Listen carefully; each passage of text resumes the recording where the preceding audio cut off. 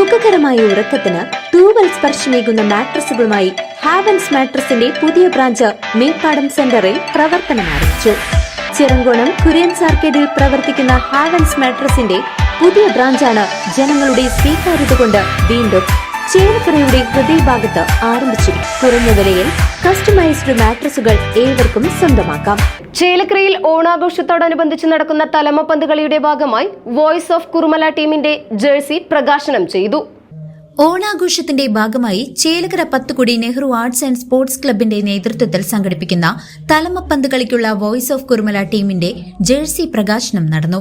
രഞ്ജിത്ത് തള്ളന്നൂർ, ഉണ്ണി ഏടത്തോടി, രുദ്രാക്ഷ് ബിജേഷ് എന്നിവർ ചേർന്നാണ് ജേഴ്സി പ്രകാശനം നിർവഹിച്ചത്.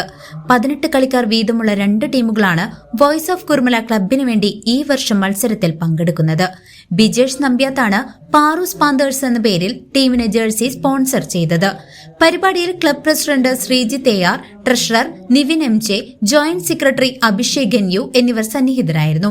ക്ലബ് സെക്രട്ടറി സുഭാഷ് NS നന്ദി രേഖപ്പെടുത്തി. 2025 ഓണാഘോഷ തലമപ്പന്ത് കളിയുടെ വോയിസ് ഓഫ് കുറുമലയുടെ ജേഴ്സി പ്രകാശനാണ് നമ്മൾ ഇന്നിവിടെ നടത്താൻ പോകുന്നത്.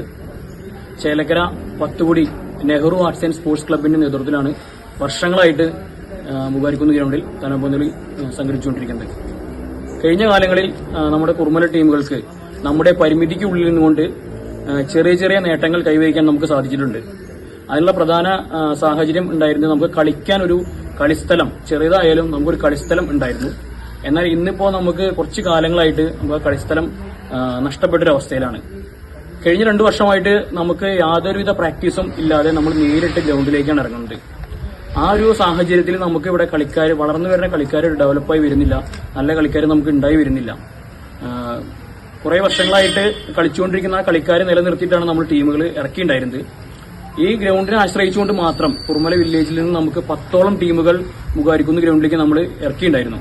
പല ക്ലബ്ബുകളുടെ പേരിൽ 10ഓളം ടീമുകൾ കുറുമലയിൽ നിന്ന് പങ്കെടുത്തിരുന്നു. പക്ഷെ ഇന്നത്തെ സാഹചര്യത്തിൽ ഈ വർഷം ചരിത്രത്തിൽ തന്നെ ഏറ്റവും കുറവ് ടീമുകളാണ് ഈ പ്രാവശ്യം കുറുമലയിൽ നിന്ന് പങ്കെടുക്കുന്നത്. വെറും 3 ടീമുകൾ മാത്രമാണ് കുറുമലയിൽ നിന്ന് ചേലക്കര പന്തളിക്ക് പങ്കെടുക്കുന്നത്. അത് 2 എണ്ണം വോയിസ് ഓഫ് കുറുമലയുടെ പേരിലും മറ്റൊരു ടീം സെവൻസ് കുറുമല എന്ന പേരിലാണ് പങ്കെടുക്കാൻ പോകുന്നത്.